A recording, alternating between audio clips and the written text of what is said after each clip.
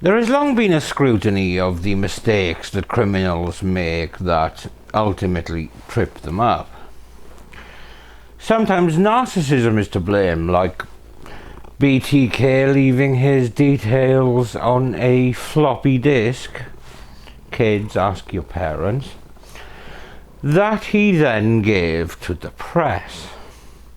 Other times you see people pulled over for broken tail lights while, you know, transporting dead bodies, as you do. However you choose to look at them, it's usually these silly mistakes that lead to the undoing of perpetrators.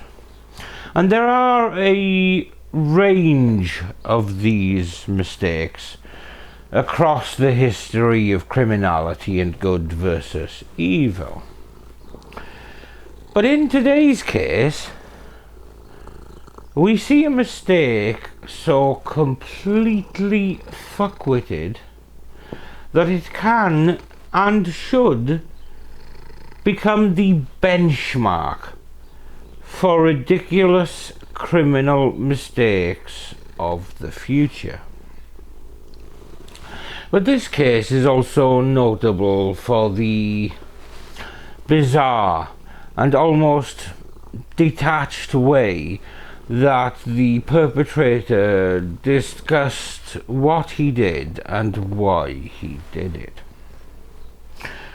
I say thank fuck for his silly mistake, as today's antagonist would almost certainly have killed again, and kept doing so until he was caught.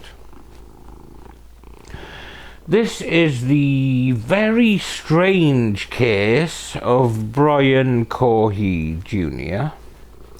And this is Murder of Crows.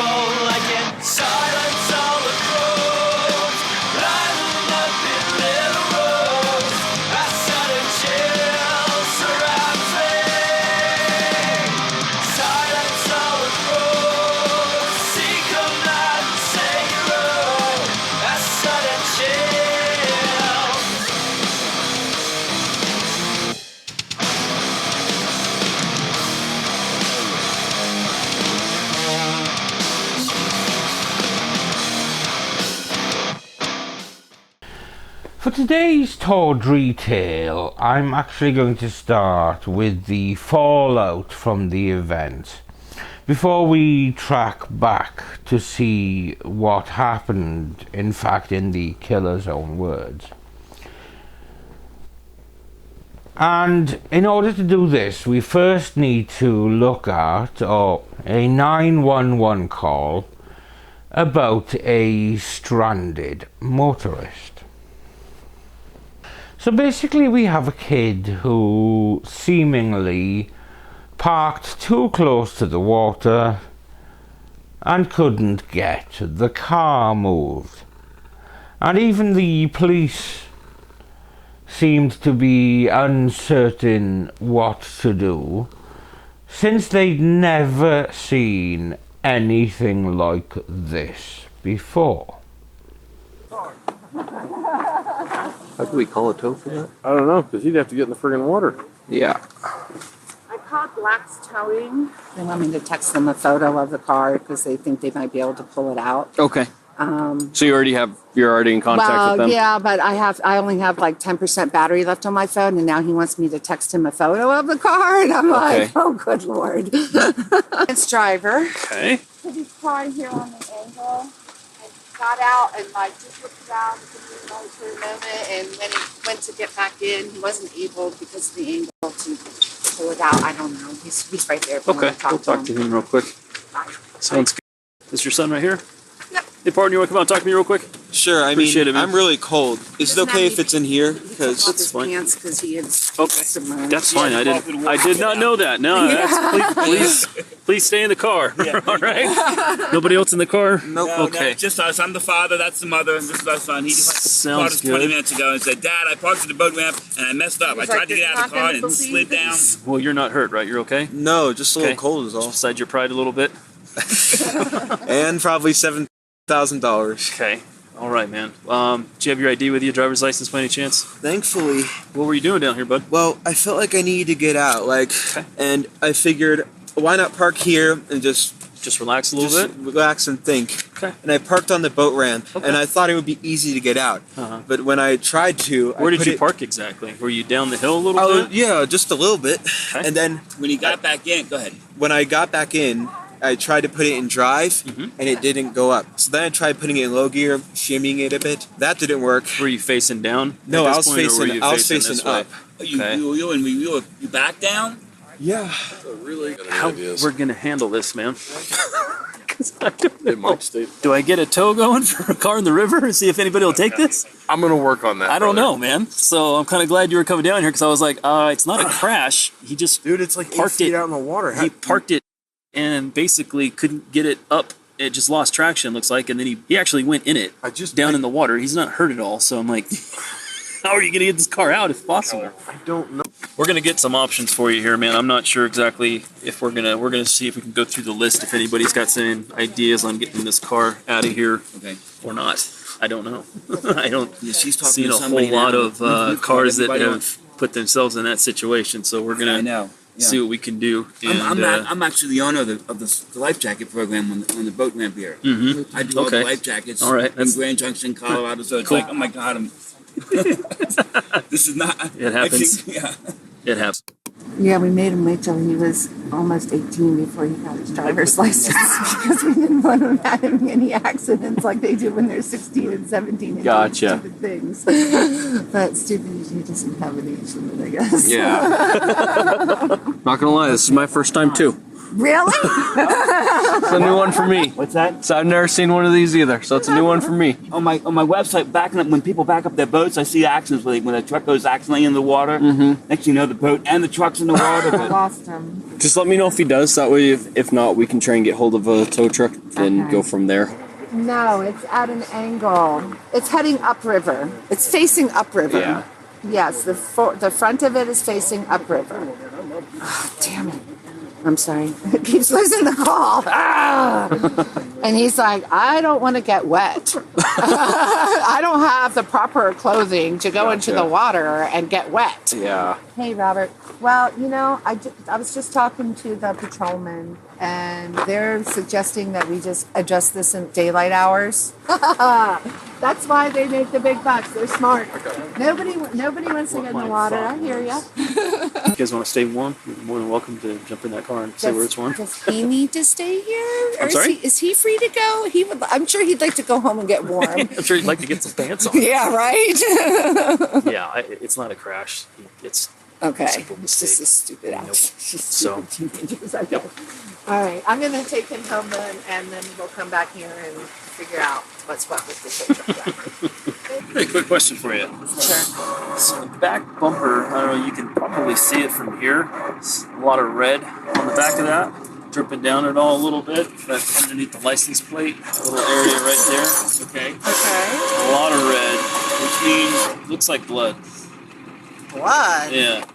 I don't know if did your son hurt himself on his I way don't out at all? know. he might have. He just didn't know it. I don't know. That's why I'm asking. It's a good question. He's at home. Does he make sure he's not got a cut or He just said he's going to bed. something out on him somewhere that he's not aware of? Maybe because his adrenaline was a little high. Maybe just have him do like a self check, make sure he's okay. Brian, are you okay? They see blood on the back bumper of the vehicle. Really? Yeah, did you get hurt? No, what? Are you sure you don't have any injuries? No, I'm fine. There's blood on it? What- We're not sure. We're not It's- sure. It's a red, something red underneath the license plate. similar blood stain. Oh, no. All right, but you're not injured. You don't have any cuts. No, I don't know what would cause blood or whatever it is on the bumper. But you're not injured. No, I'm not injured. The vehicle is eventually recovered. But things start to change with the finding of a wallet in the previously stricken vehicle. The finder of the wallet was Brian Cohee Sr., and it was his son Brian Cohee Jr. that got the car stuck in the water. Now, this wallet seemed to belong to somebody called Warren Barnes. Warren was homeless, but was beloved in the community for being generally friendly, harmless, and always willing to help out when needed. He used to sit behind some shops and just read his books, which he loved to do.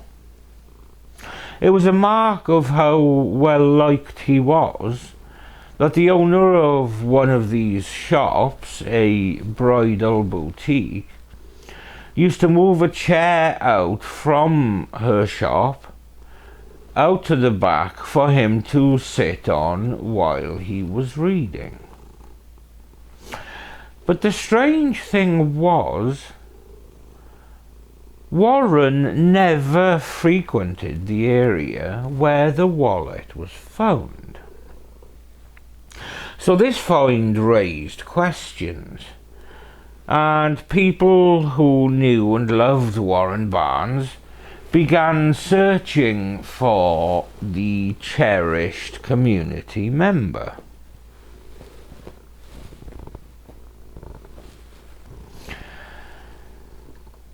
But it was a find of an altogether different kind that was to make the discovery of a mere wallet a simple aside in our tale, as this 911 call attests to. 911 is John. What's the address emergency? Hi, there's an emergency. I found something in my son's closet wrapped in a plastic bag.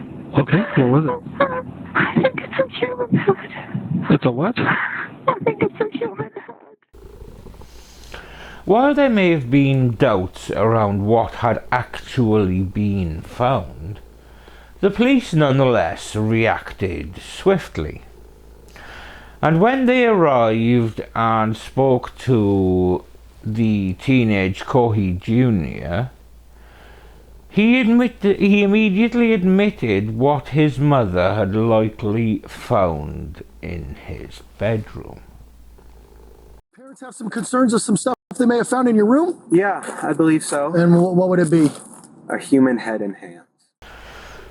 Cohee had made no attempt to claim his innocence, and this forthright attitude continued throughout what was a disturbing and uncomfortable police interrogation process, where it seemed his vehicular mishap at the water's edge was actually a much more sinister attempt at disposing of body parts, rather than a kid being a bit of a naive idiot with his parking. I figure, why fight it? Okay. So what's important to me is to learn as much about you and what you did as I can. Well, As many details as you can give me, the better. I drive a 2007 Ford 500, Okay. and I keep a small 18-inch bat in there for self-defense, and a large kitchen knife in the glove box, both for self-defense, because I don't really trust anyone, or really any part of this town, so that's why I have both. And, let's see, yeah, it was the night of February 27th, it was a full moon. And I figured, I can see so well, why not drive out? And I am in a bad state of mind at that time. I have major depressive disorder, so I am not thinking, shall I say, positively. Okay. And I'm cruising around for an hour and a half.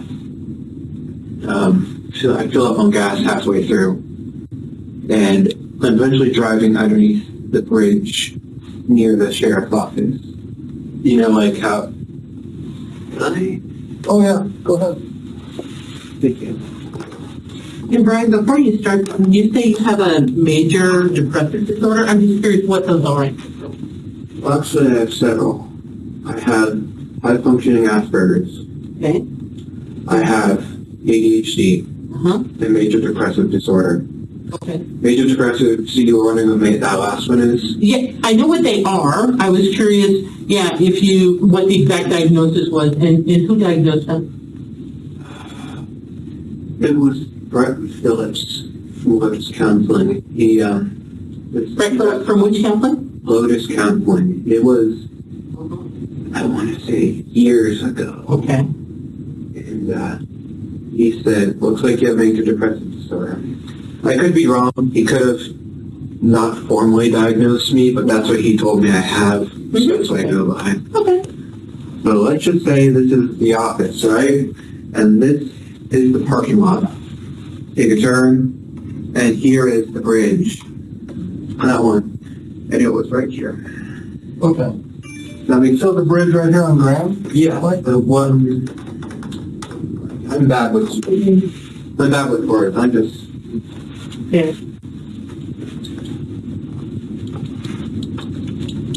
By the way, I'm a habitual late shaker. Me too. Can I get the password for your phone? They just want It is a drawing code. Can I? Yeah.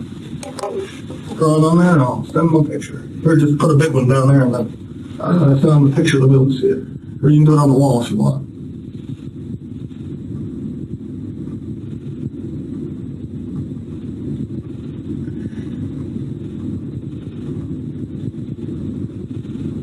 I have a question. Mm-hmm.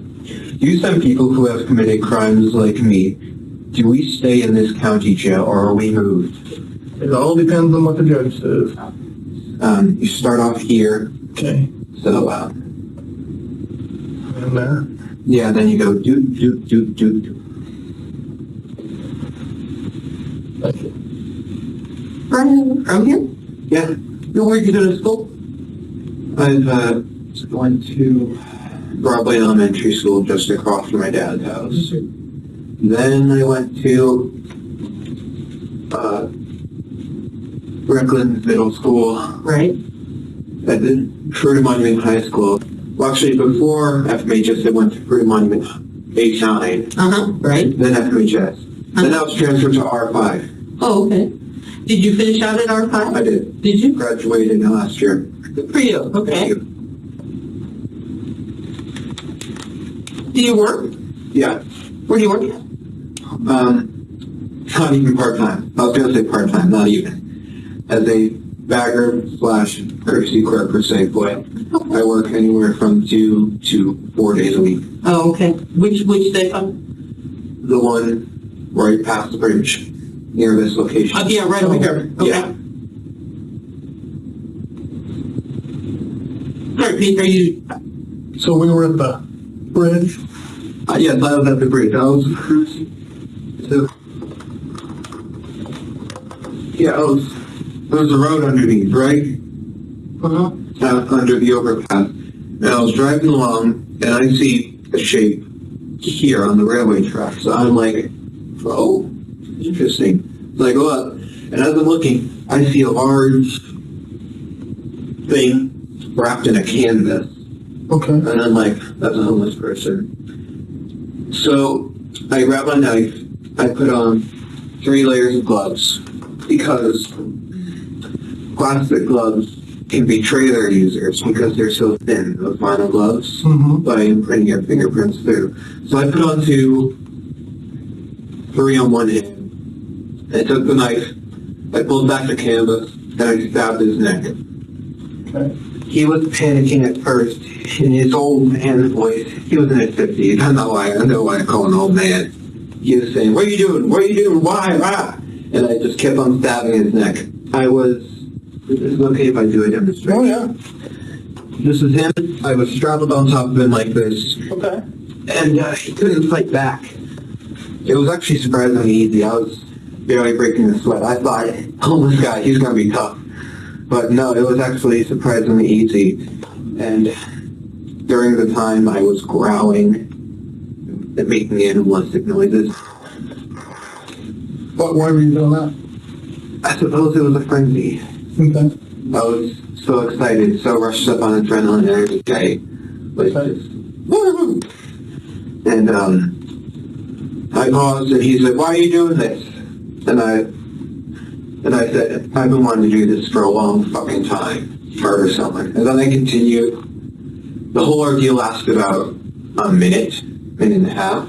Okay. And when I was finished stabbing him, he took out his last breath, a grunt, and his head was halfway cut off in stabs. And all the while, no, actually, after I killed him, I just couldn't stop saying, "Stinky, dirty, dirty, stinky, stinky." I wasn't smelling anything, but... Then why were you saying that? I don't know. Okay. And, But you remember doing it, so... yeah. I suppose it was just me speaking out my mind at that moment. It was a pouring out of the mind. Were you worried about, I mean, this looks like it's pretty close to the road and stuff, somebody seeing you or catching you? It was 11 p.m., so not many were driving by. Well, it was behind the pillar. So, like, here's the road. Uh-huh. It was here. So people would only see a brief thing here and here. So, were you worried about them seeing you? I was worried about one of them stopping. But What did you think could happen if somebody... Well, if they looked, well, it was quite dark under there, so they wouldn't have seen the guy unless they looked. They would have seen me holding a bloody 12-inch knife, wearing gloves, and wearing a mask to conceal my identity, face mask. Okay. So you weren't doing it for COVID, you were doing it to hide your face? Partially. Social distancing. Right. Yeah, but no one stopped, and I'm just like, huh, proves the bystander effect. I noticed you got a cut on your hand, is that from... Oh, that was when I was doing gas, when I filled up. I mentioned I filled up gas when I was driving around. Okay. I was driving around, I was on a quarter of a tank, so I filled up on gas. What happened was, because I don't want to be seen in a gas station with a knife poking out of my pocket, I put it in the car, the back seat floor. When I'm done with it, I try and grab it, but my hand slips and grabs the blade, and as I pick it up, it slices these 2 fingers. Okay. Like, because a lot of times if you're stabbing something like this, it'll... No, that knife had a guard. It was one of those knives that was What is it?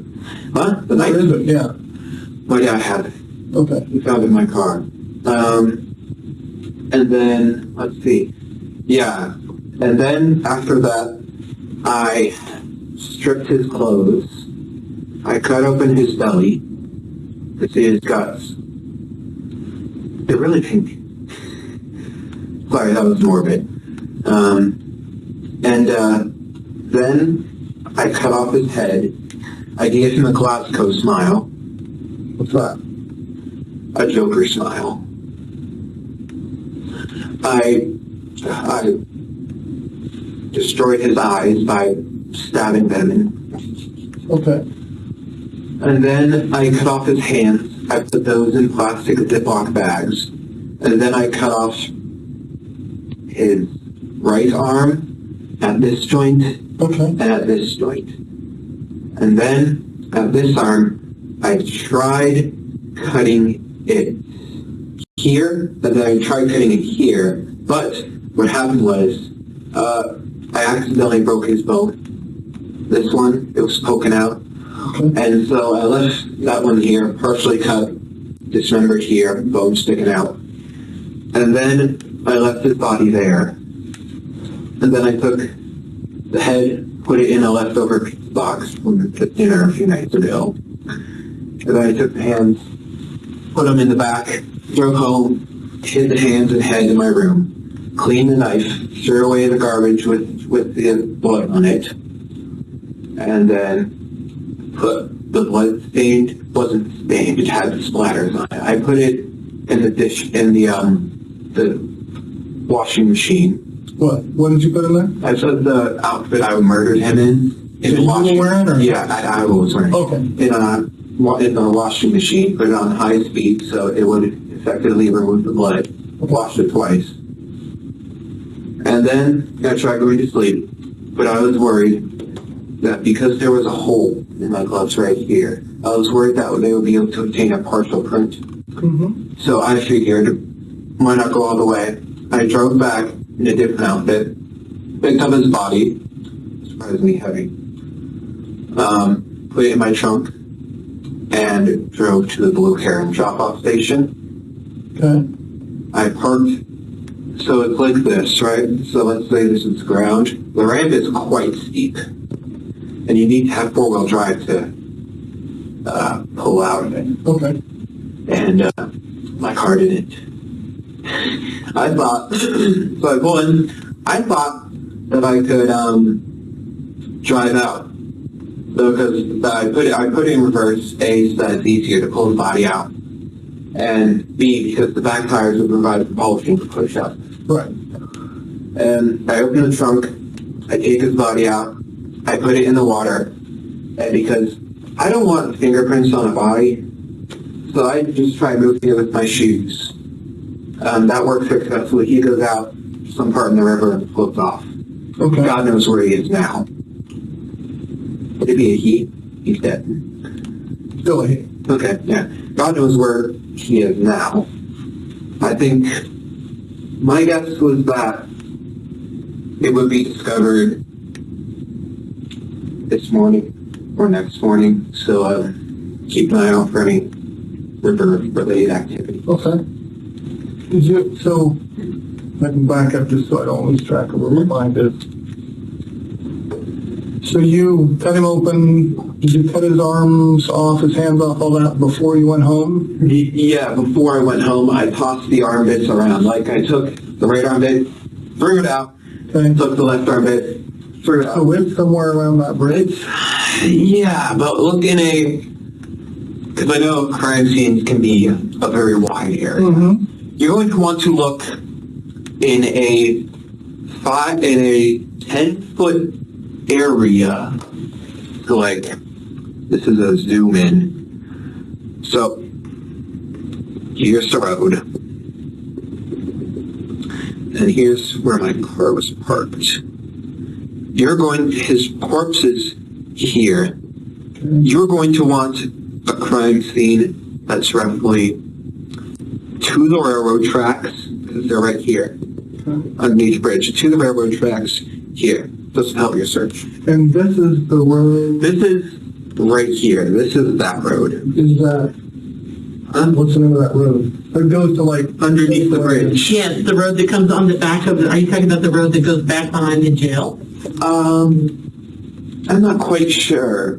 Or the one that goes across the river and to your house, to your mom's house. Do you mind sometime if I could show you that road? I'm really bad with streets. Well, we could get you a map, maybe. Sure, a map would work. Okay. And I've got a few clarifying questions anyway. Go ahead. Yeah, then when I tried to inevitably try it out, Yeah, my car didn't come out. from Blue Heron. Yeah, from Blue Heron. Yeah. My car was stuck.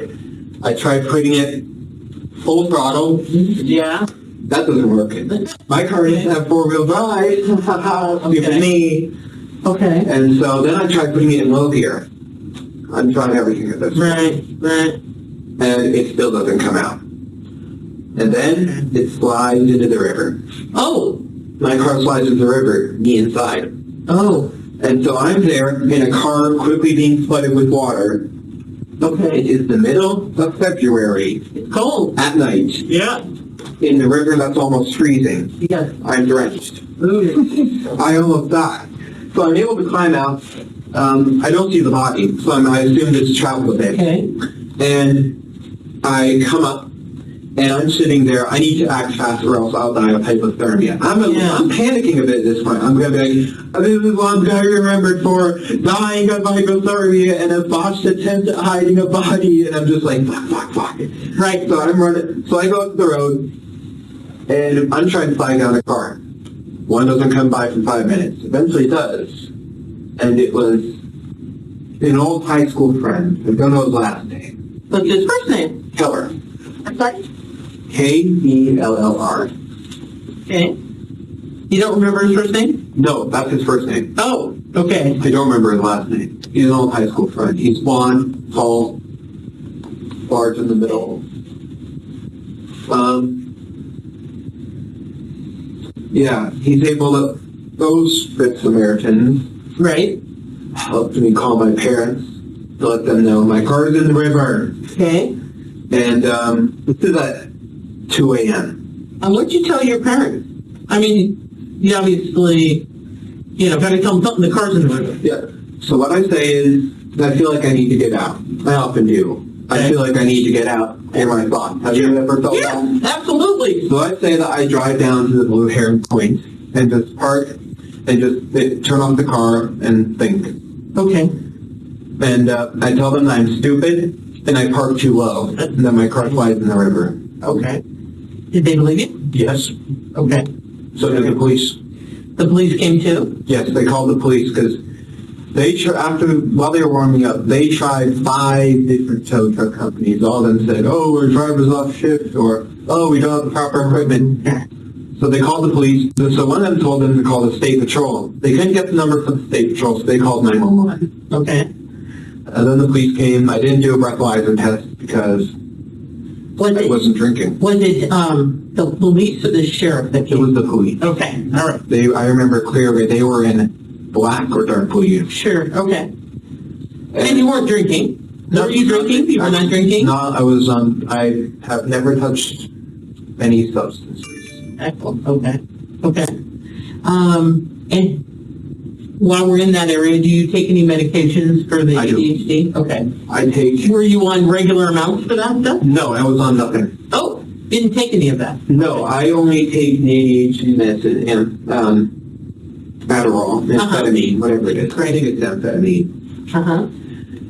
When I have something to do, like work, or when I'm going out. Okay, all right. All right. And so the police came in. And they said, yeah, well, it's best if you just... So they called a guy who was going to come out. Okay. He isn't able to get it out because he's in the water, in the dark, feeling around. Right. Can't see, the river's muddy. Right. So they just wait until this morning to pull it out. Oh, pulled it up this morning. Yeah, however, what immediately caught the police's attention is blood from the body was on the reverse bumper. I forgot to wipe it off. Oh. And I was so panicked that I wasn't thinking. And so when they pull it out, they immediately see blood on the bumper. And they're all thinking, we really like to get in this trunk. Fools, there is nothing in the trunk. Ah. Okay. And that happened this morning? No, they noticed it after I'd been sent home at 3 a.m. Okay. They noticed the blood, but yeah, this morning they noticed some more blood on the door handle, the other door handle, passenger one. Okay. Yeah, and also the multi-layered gloves in the car. I took them out, and obviously my car went in there before I was able to throw them away. Sure. So did the cops talk to you guys about that this morning? Mm-hmm. Did the cops from the police department, did they talk to you about that this morning? No, I was not contacted. Oh. All they were planning to do with me today is get my insurance information. Sure. And they were still curious about the blood. Did they ask you about that? No, because they did not notice it while I was still there. So when you say they were curious about the blood, how do you know that they were curious about it? Because my parents told me. Oh. They saw the blood too, and they were curious, but I said, I don't know where the blood came from. Oh. I I had no idea. They thought maybe it was this cut, but obviously a cut doesn't produce that much blood. And they said maybe it was the recovering abscess under my arm, but that scabbed up. Okay. So they were just they didn't know what to believe this day because it's blood, it's sticky, it's sinewy, but I can't name a source. So they were just a tiny bit curious. Yeah. Not a tiny bit, they were curious. Yeah. Go ahead, Pete, and then we got one. Thank you for the water, by the way. Sure. Do you need more? I will take another, please. You don't, let me go get one, okay? But if you get what, I think you planted some of these too. Oh, okay. It was on Crosby. Crosby? Okay. And where's the, oh, there's the railroad tracks right there? There's the sheriff's office. Like I said, you go up Main, and there's the road, and it was on Crosby Avenue. It was on this side. On this side? It was on this side underneath the bridge. Okay. Where I did it. So, it's just the picture of it, so I don't lose track of where I'm at here. That's okay. That'll push it. Glare. Tell me to drop lights. That's all right. I hope I'm being cooperative. Oh, you're doing great. And right here.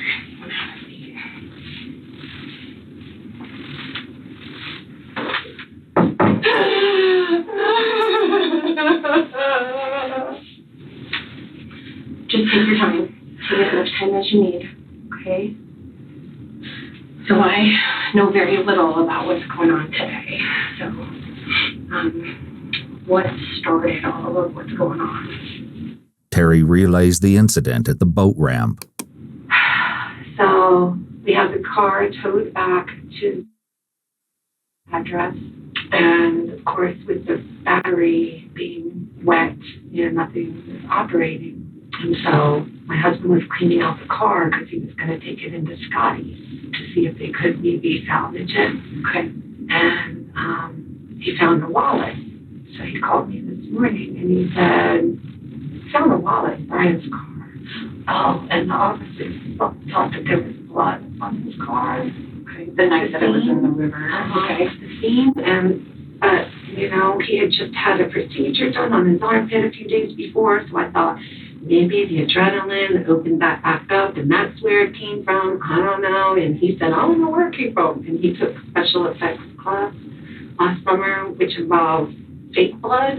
Okay. And he's like, one of those fake blood containers first in my trunk is probably that. And I was like, okay, that makes perfect sense. Went back out there this morning just to continue, and I opened the glove box, and there was a knife in the glove box, underwater. The glove box is full of water. Very large knife. And then as I go around the passenger door, I open the passenger door, and there's a wallet in between this door and I open up. That's not Brian's wallet. It's frozen solid. That's not Brian's wallet. So I take it inside, and I end up getting one of the wads of cards out, and there's a label ready. I read that. So I called label ready. And then another one, there was a social security card. I was like, hey, this is a weird call, but I've got a wallet here with so-and-so's name, and I'm hoping he works for you all, or you subbed him out or whatever. Mm-hmm. Oh, yeah, my one, we've been missing him. Yes, he didn't show up today. I'm like, oh, my God, now we've got a missing person. Okay, well, I found his wallet at Blue Hen Boat Ramp. So here's my name. Here's all my information. If you get a hold of him, tell him I've got his wallet here at my house. Okay, so I left that like that. Called Brian. Brian, what's going on? Why is there a wallet in the car? Oh, I found it down at the book ramp when I was down there walking around. Okay. And he was so sincere. I took it all. I want to believe him. He's my son. Sure. You found out, Brian, how come, and all this going on in the last 2 days, how come you didn't tell us about the wallet? Dad, I was just so excited with all the going on. My car getting totaled because it's wet now. It won't start. I didn't think about it. I didn't think it was important, Dad. I'm like, Brian, who is this one whatever guy? Mm-hmm. Dad, I swear to you, from the bottom, I only know one. He's my school friend. It's not him. I believe him. There's blood on the bumper. Right. And I'm like a smear of blood. And I'm like, that didn't come from that cut. And I asked him, right, tell me the truth. I knew. I didn't want to believe it. Something was going on. Had that gut feeling. Through looking into Cohee Jr.'s past, a diagnosis of neurodivergence seemed complicated by occasions of concerning behaviour. In fact, Brian's parents had been proactive in getting help for their son, and this included various periods of therapy and medical interventions, even if the parents were perhaps overly defensive of him, which may have granted him greater freedom than he should have had, as both parents seemed to downplay the more concerning and unsettling aspects of his behaviour, which included arguments, aggression, and total disrespect of authority. On one occasion, Cohee Jr. specifically made loud noises around a student who was known to suffer from PTSD, with the intention of deliberately provoking an episode. He sounds like a diamond, doesn't he? While Cohee's dispassionate and detached nature during the interrogation was chilling, special mention needs to be made of the officers involved, as they covered all their bases to determine if Cohee was in his right mind, including asking about any substance use ahead of the killing, checking if attempts to cover his tracks were due to knowing right from wrong, that he chose this course of action for himself, as well as asking him and his parents about his mental health history. By the end of the interview processes, they had pretty much blown any insanity defense out of the water.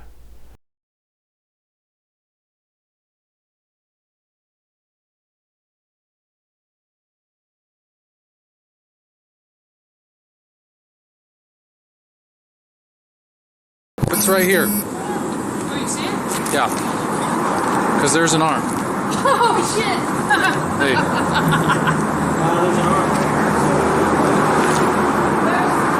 Good search ever. There's an arm, there's another arm. Okay, hold on. Do some pictures. Start right now.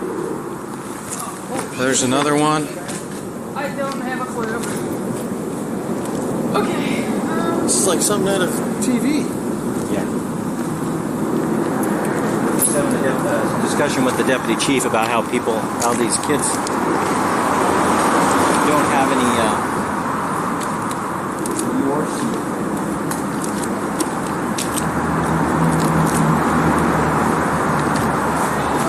Right, here's a leg. Well, it could be the upper arm or a leg. Well, there's three. There, and there. Pieces down there, I mean. A patrol guy to yellow tape it and then hold it, because the potential is that there's a secondary by the boat launch. Yeah, I would think so. Well, we can if run you out wanna there go, and look at that, and then if you guys, we can just ask for a... I'm switching to primary, hold on. But if we can get the lab out here, that would be the best thing. Yeah. But the insanity defense was the only realistic avenue that Cohee's legal representatives could go down, since he had openly confessed and given very little wiggle room in terms of physically committing the murder. So with this in mind, they chose to go down the insanity route, perhaps hoping to exploit what they thought may be a grey area in public knowledge around mental illness and neurodivergence. Cohee had a diagnosis of autism and Asperger's, though he was very high functioning. But neurodivergent people rarely, if ever, have a predisposition towards violence, and certainly violence directed at other people rather than themselves. But Cohee additionally seemed to have an obsession with people like Ted Bundy and Joseph Stalin, go figure, which further clouded his presentation. So much of the preparation for trial was around psychological assessments and analyses. It took almost 2 years from the March 2021 grisly murder for the case to come to trial, where, as expected, much hinged on Cohee's apparent sanity at the time of the murder. But the scale and cruelty of the killing were made clear, and the harrowing details and crime scene pictures were too much for some jurors who were clearly distressed. After 2 days of deliberations, Cohee's insanity defense was discounted, and he was found guilty on all charges. On the 15th day of the People vs. Cohee, Brian Cohee Jr. is sentenced to life in prison without the possibility of parole, including another 13.5 years. Rob Hagan was at the trial start and stands by live in the studio with the conclusion. Rob? Kyra, the sentencing hearing started with the outpouring of grief for Warren Barnes, a beloved member of the downtown community. And Cohee, the man admitting to the murder, finally stopped typing on his keyboard to hear testimony from the people who lost the reading man. Newly laid flowers now blow in the wind, along with books and litter at the site where Warren Barnes was brutally murdered, decapitated, dismembered, and mutilated February 27th, 2021. After living a nightmare for nearly 2 years in pain and anguish, Brian Cohee Jr.'s many victims will suffer in silence no more. On the 15th day of the People vs. Cohee, victims confronted the murderer face-to-face in courtroom 11 at the Mesa County Justice Center, sharing the tragic, lifelong impact of Cohee's horrific actions. More than a dozen of Warren's family and friends spoke, including his sister Geraldine, who Warren called on her birthday, February 26, just 1 day before his murder. One of Warren's nieces said Cohee hurt his own family, plus hurt everyone with ADHD and autism spectrum disorder, and will burden every taxpayer in Colorado throughout his life in prison. One of Barton's cousins said Warren had a thirst for knowledge and reading.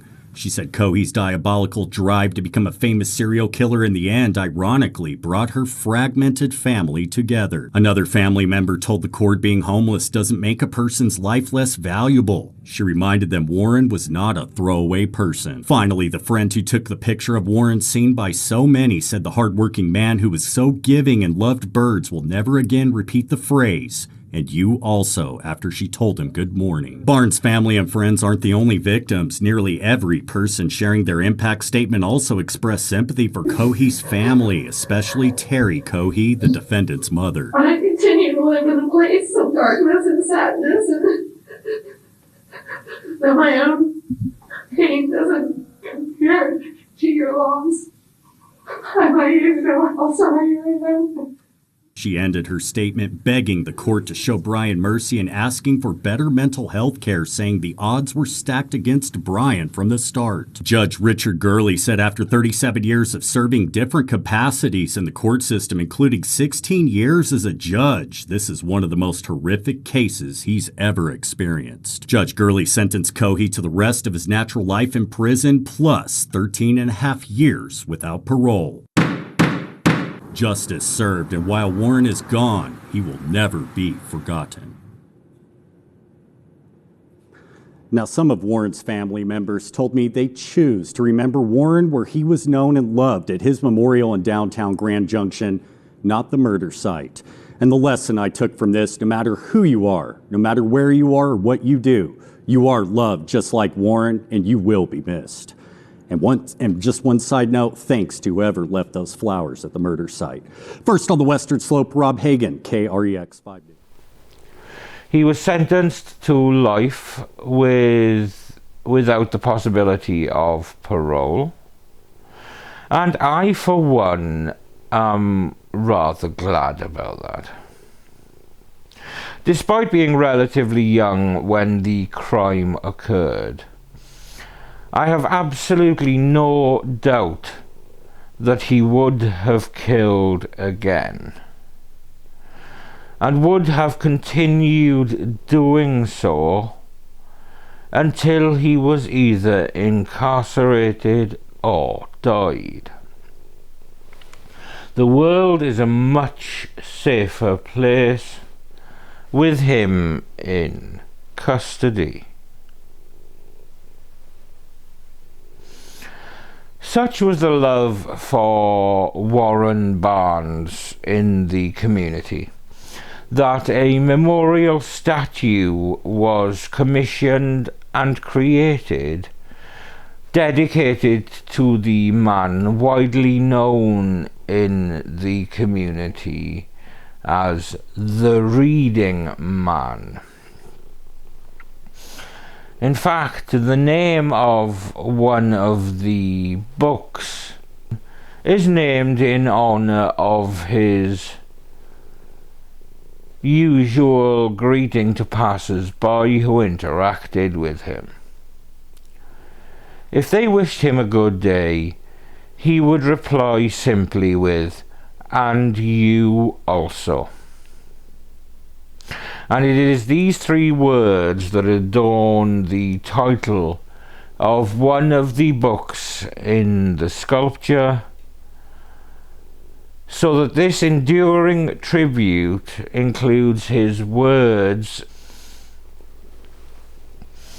Brian Cohee apparently killed because he wanted to know what it felt like. And he targeted a homeless person because they may not be missed so quickly, if at all. But he hadn't bargained on a couple of things. One was the clusterfuck he made of parking his car near the water. And the other was underestimating the affection that the community had for the Reading Man. A man who was so set into his daily routine that when he disappeared, it was noticed very quickly. I believe Brian Cohee would have become a more accomplished killer with time. So it's a good job he fucked up his debut performance. He is where he needs to be, and I'm glad his parents made no efforts to cover up his actions. Now he is incarcerated, hopefully he can be forgotten, while all thoughts can turn to the genteel and compassionate reading man. A man who, while homeless, was so loved in his community that they erected a permanent memorial to the avid reader. This video is, of course, dedicated to him. And as I say that I hope that he is at peace, I can only imagine him replying, "And you also." Thank you for watching another episode of Murder of Crows. I'm Steve. This is my orange draft excluder Samson. And we will see you when we see you.